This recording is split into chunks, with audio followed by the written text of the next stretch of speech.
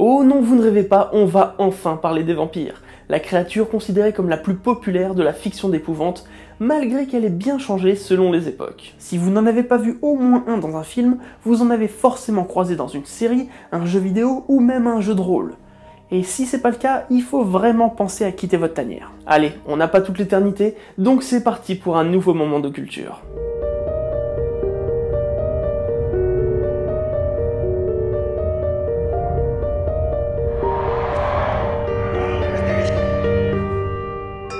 Quand on parle de l'origine des vampires, il est toujours très compliqué de mettre d'accord les spécialistes. Mais le point sur lequel ils semblent s'accorder est que la créature trouve ses origines dans les Balkans, c'est-à-dire l'ouest et sud-ouest de l'Europe. Il faut cependant savoir que des créatures buveuses de sang, il y en a dans de nombreuses cultures à travers le monde. Pour ce qui est des vampires actuels, les Strigoi sembleraient être leurs ancêtres les plus probables. Les Strigoi sont des créatures de la mythologie d'As. Pour faire simple, il s'agit de l'âme des morts qui, de leur vivant, n'auraient pas été dignes d'accéder au paradis de Zalmoxis, un dieu thrace, et qui seraient revenus sous la forme de créatures aux traits humains, immortelles et assoiffées de sang. D'où la référence d'Alexandre Astier à un chef d'As dans cette scène. Un chef d'As, un grand mec tout bizarre avec les dents pointues. Tiens, regardez ce qu'il m'a fait ce connard. Un d'As. Ouais, j'adore comme note. Le terme Strigoi est d'ailleurs resté dans le champ lexical du folklore roumain pour définir un vampire. Une autre créature revendique son titre de potentiel ancêtre des vampires, la strige gréco-romaine. Mais dans ce cas, il s'agit de femmes à demi-oiseaux qui s'apparentent plutôt à des démons. La culture populaire voudrait qu'elles s'attaquent en grande majorité aux nouveau-nés, ce qui les éloigne assez des vampires, bien qu'elles se nourrissent tout de même de leur énergie vitale. Malgré toutes ces potentielles origines, on ne sait toujours pas l'exacte provenance du mot vampire. Faut dire qu'entre strigoi et vampire, niveau étymologie commune, on repassera. Le mot « vampire » aurait fait son apparition dans le langage commun vers le XVIIIe siècle. D'ailleurs, le mot que nous utilisons aujourd'hui est la version anglaise du mot français « vampire », lui-même dérivé de l'allemand, « Vampire », qui serait inspiré du serbe « Vampir. » On retrouve également les mots « Vampir. » en polonais, « Upir, en tchèque et en slovaque, et Ubri, en russe pour définir la même créature. Mais l'étymologie du mot n'est pas claire et pourrait être une déformation d'un vieux terme signifiant « celui qui mord ». Mais cela reste une hypothèse. Le plus vieux texte retrouvé actuellement qui utilise le terme vampire est un traité antipaïen russe nommé Paroles de Saint Grégory.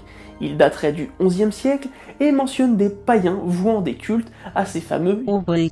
Maintenant, entrons dans le vif du sujet. Le vampire est un revenant ayant la particularité d'être fait de chair, contrairement aux fantômes qui sont considérés comme immatériels. Le vampire traditionnel des Balkans est souvent décrit comme un être boursouflé, à la peau rouge tirant sur le violet foncé. On est loin du fantasme d'aujourd'hui. Précisons que c'est la couleur qu'on lui accorde une fois qu'il s'est nourri de sang.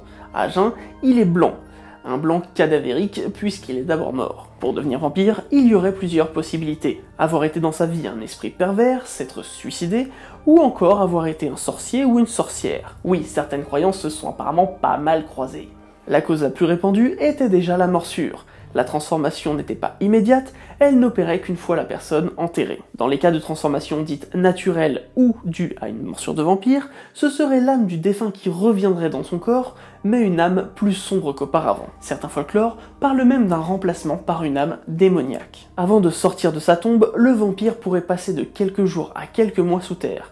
Il se mettrait alors à manger son linceul, tissu avec lequel on enterrait les morts. Les cadavres autour de lui, voire même ses propres membres, avant de prendre conscience qu'il doit se nourrir du sang d'autrui afin de rester en vie. Ouais, le folklore est pas très clair là-dessus. Lorsqu'il sort de terre, il serait donc sale, ne porterait que son linceul abîmé, voire mastiqué, et évidemment ne se sentirait pas très bon. On pourrait même aller jusqu'à dire qu'il devait plus ressembler à un zombie qu'à un vampire comme on l'imagine aujourd'hui. Un vampire actif pouvait être repéré par la mort soudaine de bovins ou de moutons, mais également par la mort tout aussi soudaine d'un ou plusieurs membres d'une communauté. Dans ce dernier cas, on cherchait parmi les défunts proches des victimes, puisque les vampires auraient tendance à revenir vers leur famille en cherchant des lieux connus de leurs vivants. Les manifestations de type poltergeist pouvaient être attribuées à la présence d'un vampire, tout comme les cas de paralysie du sommeil.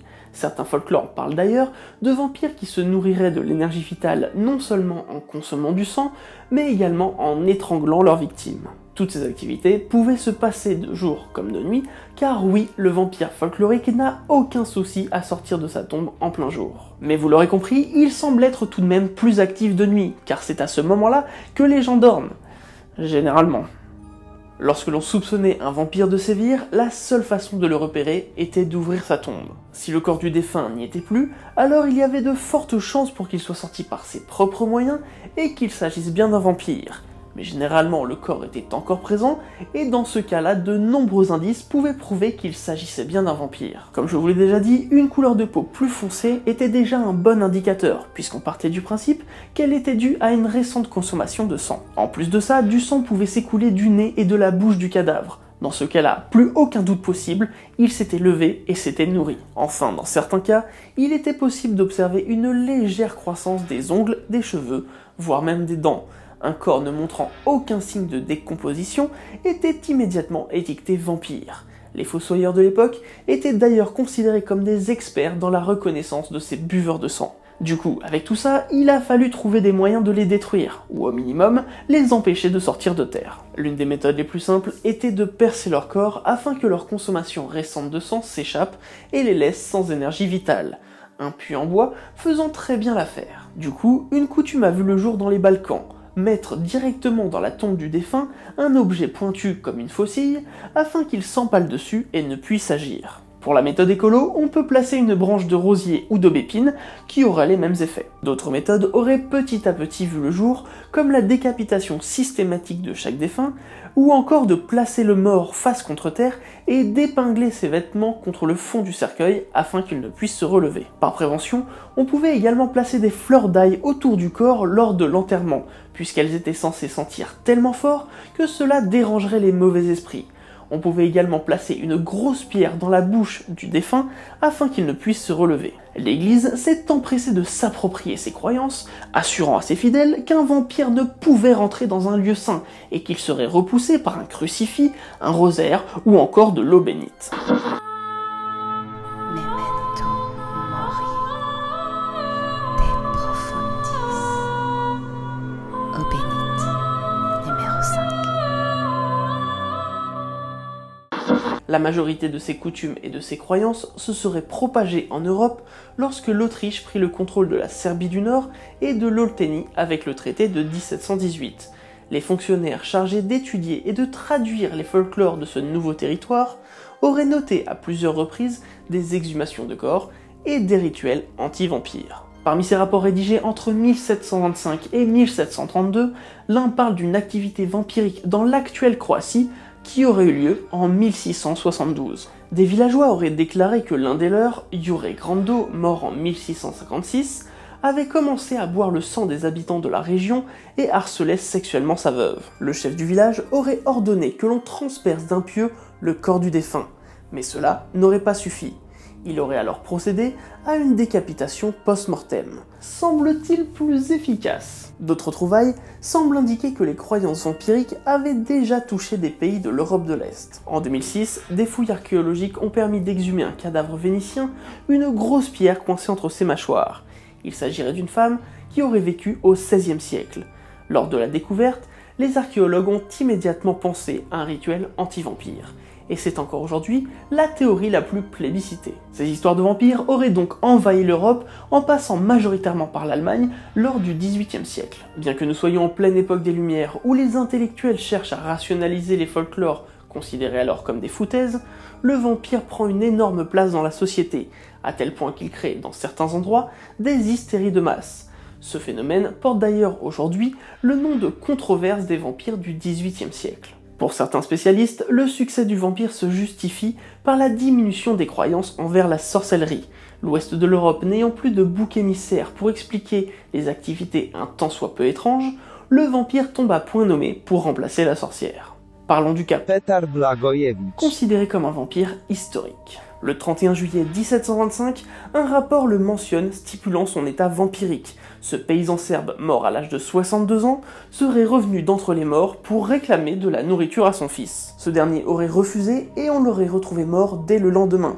D'autres connaissances de Peter seraient décédées quelques jours plus tard. La décision fut donc prise de lui planter un pieu dans le cœur lorsque l'on découvrait que son cadavre était gonflé avec de nouveaux ongles et du sang plein la bouche. C'est dans ce rapport que le mot vampire, alors écrit vampire, aurait été utilisé. Mais c'est 3 ans plus tard que le mot sera véritablement propulsé au rang de terme officiel avec le livre de Michael Ramph, De Masticatione Mortorum in Tumulis, qui utilisera le terme vampirie. Les cas de vampires ne semblent pas toucher que les paysans. La monarchie des Habsbourg en Transylvanie en aurait eu un parmi ses rangs qui se serait attaqué à des membres de la famille de 1725 à 1734. Alors que ce XVIIIe siècle est marqué par des chasses aux vampires dans toute l'Europe, des personnes haut placées commencent à vouloir détruire ce mythe.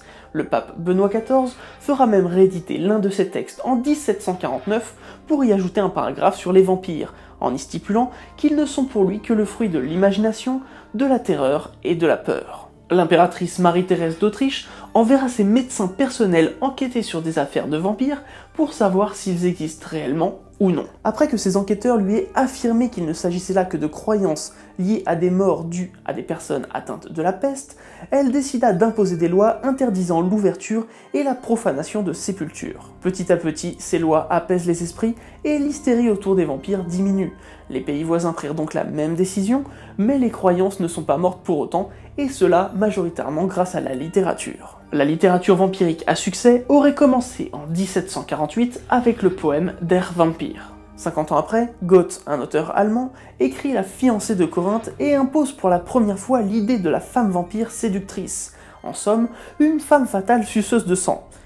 Et je ne ferai aucun commentaire là-dessus. Il faudra attendre 1819 avec le poème de John William Polidori, sobrement intitulé The Vampire, pour que la figure du vampire soit largement répandue en Angleterre, mais également en France, puisqu'il est traduit dès l'année de sa sortie. Le vampire se voit alors décrit comme jeune et séduisant. Des auteurs comme Théophile Gautier, Hoffmann, Tolstoï, Dumas, Maupassant ou encore Conan Doyle s'essaieront tous aux écrits vampiriques durant le XIXe siècle. De nouveaux attributs sont alors mis en avant chez les vampires, comme la présence de canines saillantes, laissant la marque de 2 petits trous dans le cou après la morsure, largement inspiré des chauves-souris d'Amérique du Sud découvertes par Buffon au cours du XVIIIe siècle.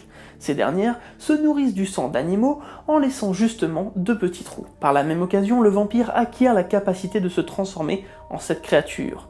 Les faiblesses du vampire déjà existantes dans le folklore sont reprises dans la littérature. Parmi tous ces textes écrits durant le XIXe siècle, 3 auront des vampires qui sortiront du lot. Tout d'abord, Varney le vampire de Rimmer et Prest, qui introduit pour la première fois l'idée d'un vampire hideux, mais aux yeux hypnotisants.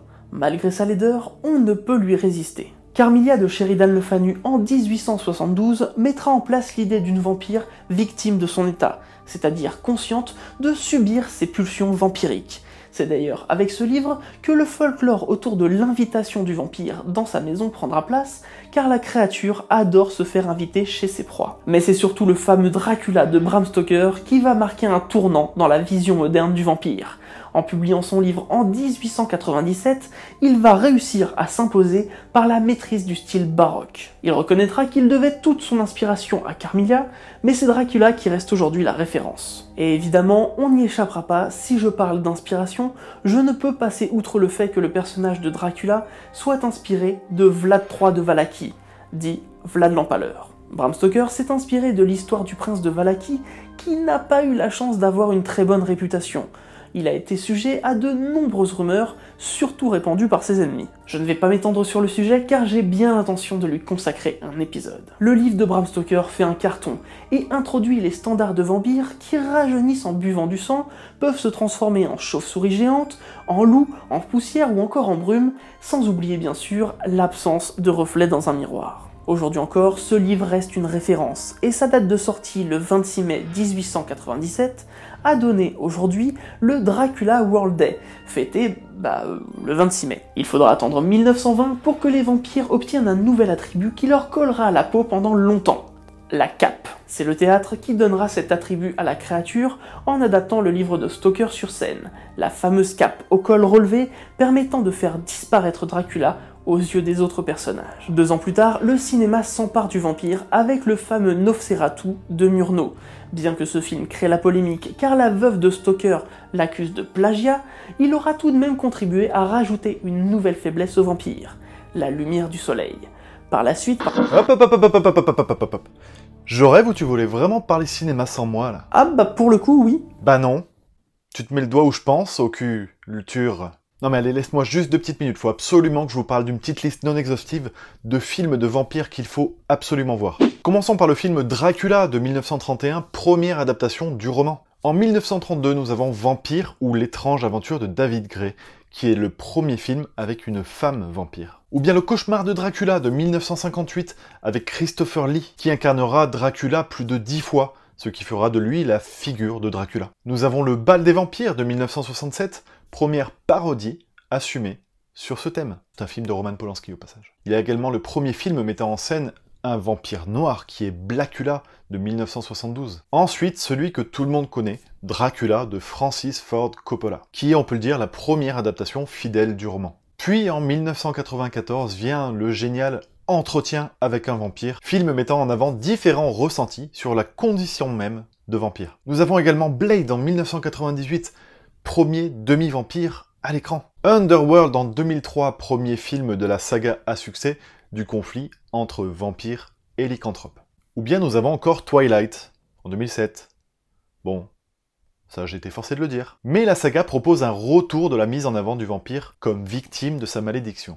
Enfin, je suis dans l'obligation de vous parler de ce petit chef-d'œuvre qu'est le film Morse, puisqu'il passe encore de nos jours, je trouve malheureusement un petit peu trop inaperçu. Voilà, il y a encore beaucoup de petits films indépendants ou autres dont j'aurais pu vous parler, mais il y aura d'autres occasions. Pour l'instant, je passe le relais.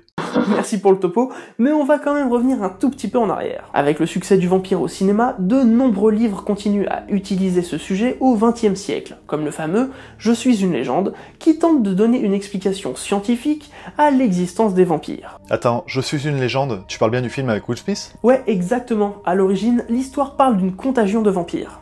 Ah non, mais ok. Il y a carrément eu un film en 1976 avec Vincent Price, qui est beaucoup plus fidèle au bouquin. Et d'ailleurs, les films avec des vampires qui ont eu du succès au cinéma sont quasiment tous inspirés de livres. Le vampire, contrairement au loup-garou, a majoritairement évolué grâce à la littérature. Par exemple, la création des demi-vampires comme Blade, qui a vu le jour dans les années 1970, est inspirée de vieilles légendes sur les créatures appelées des dampires, des êtres nés de l'accouplement d'un être humain et d'un vampire. Aujourd'hui, il est d'ailleurs impossible de parler vampire sans que la saga Twilight ne vienne à l'esprit.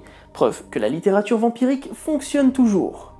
Même en créant des personnages qui semblent garder leur morale malgré leur état de créature démoniaque. D'ailleurs, la foi en Dieu se retrouve dans le personnage d'Edward Cullen, ce qui n'est pas sans rappeler la recette du succès d'Entretien avec un vampire. Les séries non plus ne sont pas en reste, puisque la première du genre à exploiter le thème des vampires est Dark Shadows en 1966. Oui, absolument, comme le film de Tim Burton. Même si à la base, la série ne parlait pas du tout de vampires, le personnage de Barnabas ne faisant son apparition qu'au 211e épisode. Et d'ailleurs, ce fut un succès immédiat. Plus tard, des séries comme Buffy contre les vampires, True Blood ou encore Vampire Diaries prouveront une nouvelle fois l'intérêt du public pour ces créatures. D'ailleurs, que ce soit en BD avec le fameux 30 jours de nuit, en manga avec le cultissime Vampire Hunter D, en jeu de rôle avec Vampire la Mascarade ou encore en jeu vidéo avec Castlevania ou le très récent Vampire, le vampire démontre à chaque fois son succès à travers le monde entier et parmi toutes les générations, puisqu'on trouve même des dessins animés pour les plus petits, comme Petit Vampire, Draculito ou encore Hôtel Transylvania. Il y a même eu un compte Chocula pour promouvoir des céréales. C'est pour dire. Au-delà des croyances et des transformations que les folklores ont subies, la science aussi a voulu s'intéresser aux vampires et a tenté d'émettre des hypothèses sur la véracité de l'existence de ces créatures. La majorité des spécialistes pensent que la croyance envers les vampires est née d'une mauvaise connaissance du processus de décomposition du corps après la mort. Je m'explique. Lorsque l'on imagine un corps se décomposer, on simplifie souvent en 3 étapes. Peau, chair, os. Mais en vérité, la décomposition entraîne la formation de gaz qui peuvent rester enfermés dans le corps. Ces derniers s'accumulant petit à petit dans le torse ou dans le ventre peuvent donner l'impression d'un estomac bien rempli. Ce gaz cherchant à s'échapper crée une pression sur notre système sanguin pouvant faire ressortir des fluides par les orifices. d'où l'impression de sang frais sur les corps des prétendus vampires. De même, des gaz s'échappant par l'œsophage produiraient un son similaire à un gémissement rauque, voire à un rot, donnant du coup l'impression que le mec vient de se taper un très bon repas. Et tant qu'on est dans le classe, ça marche aussi pour l'épée. Ajoutez à ça une rétractation de la peau qui peut donner par exemple l'impression que les cheveux ont continué de pousser, idem pour les ongles et les poils. Tout cela mis bout à bout pourrait expliquer l'intégralité du folklore vampirique d'origine. D'autres hypothèses ont également été émises. Par exemple, la découverte de cercueils contenant des marques d'ongles sur le bois. On peut très bien imaginer qu'à l'époque, une erreur médicale ait pu entraîner l'enterrement de quelqu'un qui n'était pas mort, mais tout simplement inconscient. Le réveil doit être assez brutal, et d'ailleurs le bruit généré par la panique de quelqu'un qui est enfermé dans un cercueil doit à peu près coïncider à celui de quelqu'un qui revient d'entre les morts et qui essaie de sortir de terre. Bon, je dis ça et en même temps j'ai jamais entendu aucun des deux sons dans ma vie. Pour l'instant. Enfin, dans les cas de personnes enterrées sans cercueil, une terre riche en arsenic aurait pu permettre une très bonne conservation du corps. Or, il est reconnu que les terres de Roumanie, Slovaquie ou encore Hongrie sont justement riches en arsenic. Plus récemment, les scientifiques ont établi un rapprochement entre vampires et pathologie médicale.